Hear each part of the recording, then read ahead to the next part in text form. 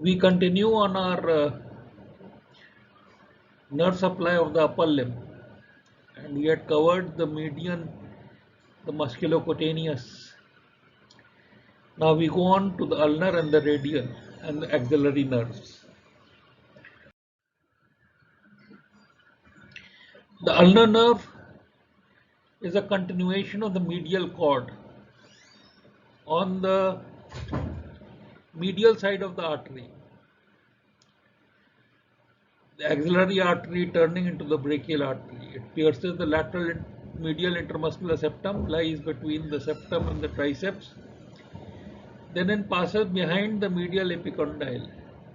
And you see that there is a ligament that bridges from the medial epicondyle to the olecranon, which is the ulnar collateral ligament. Now it bridges this osseous gap and it forms what is known as the canal of Cannon.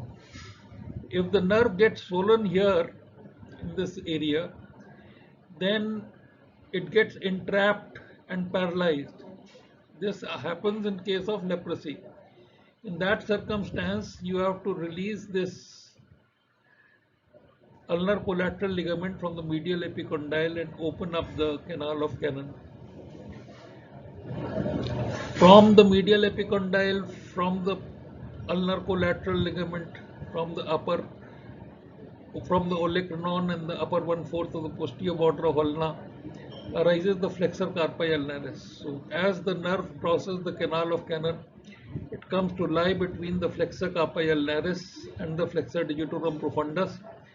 It supplies the full of flexor carpi ulnaris and the medial half of flexor digitorum profundus, which goes to the third and the fourth finger.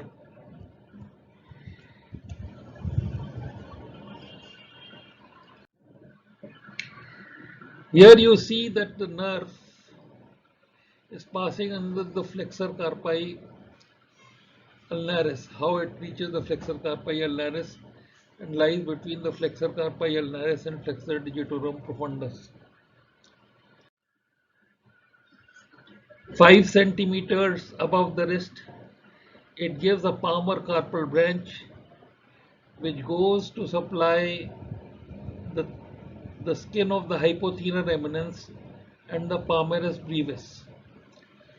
The nerve continues medial to the pisiform bone, and as this flexor carpi ulnaris inserts into the pisiform bone, it sends a pisiohamate ligament to the hook of the hamate.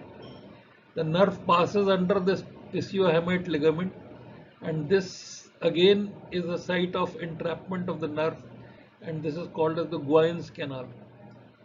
After passing this, the nerve divides into a superficial and a deep branch, and we see the superficial branch goes and supplies 1.5 fingers on the ulnar side and communicates with the superficial branch of the median nerve. The deep branch passes between abductor and flexor digiti minimi, pierces the opponents, supplies the third and fourth lumbrical, all interossei, and ends in the transverse head of adductor pollicis. We'll see this in the next slide also. So here is the flexor carpi ulnaris. It's inserted onto the pisiform bone. It has given a pisiohamate ligament. The nerve passes under this ligament in the Guyen's canal, divides into superficial. The superficial supplies 1.5 fingers on the ulnar side and communicates with the superficial branch of the median.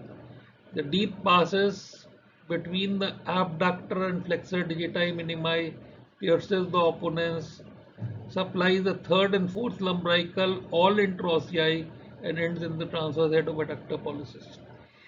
It passes between the deep passes. The superficial is lying here, going to 1.5 fingers. The deep passes between the abductor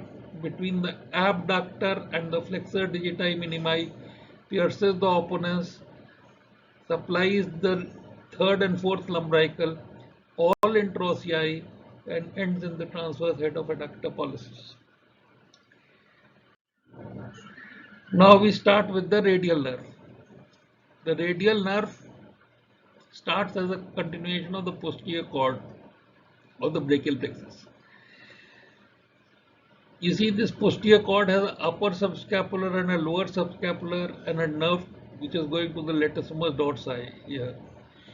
Then it gives an axillary which passes through the quadrangular space, and it gives the radial which passes through the lateral triangular space and comes to lie in the radial groove in this area. Here it is supplying the triceps muscle.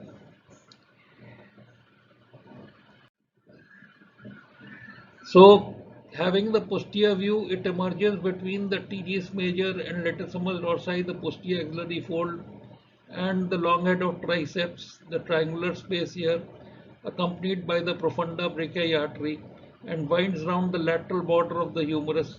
And here it is plastered to this lateral border by the lateral intermuscular septum.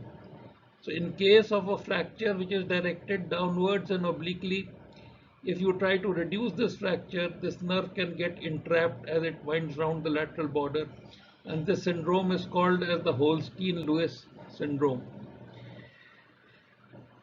So here you see the anterior view. The nerve has winded round the lateral border, comes to lie between brachialis and brachioradialis, supplying the brachioradialis and giving some fibers to the brachialis as well. It crosses the elbow, divides into a superficial and a deep branch. The posterior and anterior branch. The anterior branch continues under the brachioradialis up to the radial styloid, winds round the radial styloid and supplies 3.5 fingers. The deep branch winds round the neck of the humerus, between the fibers of the supinator and supplies the extensors of the metacarpophalangeal joint and extensors and abductors of thumb. So if the nerve is involved here,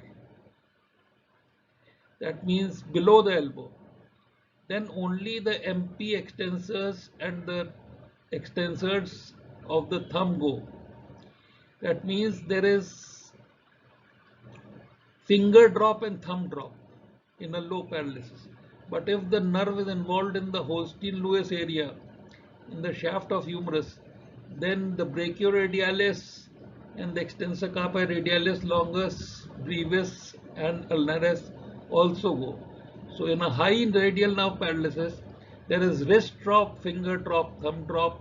In the low radial nerve paralysis, there is only finger drop and thumb drop.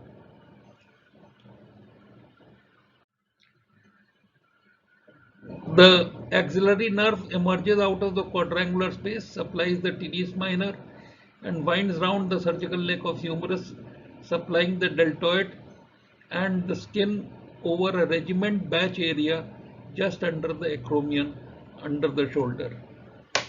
So this finishes all the nerve supply, and next we will move on to tell you how to clinically test these nerves.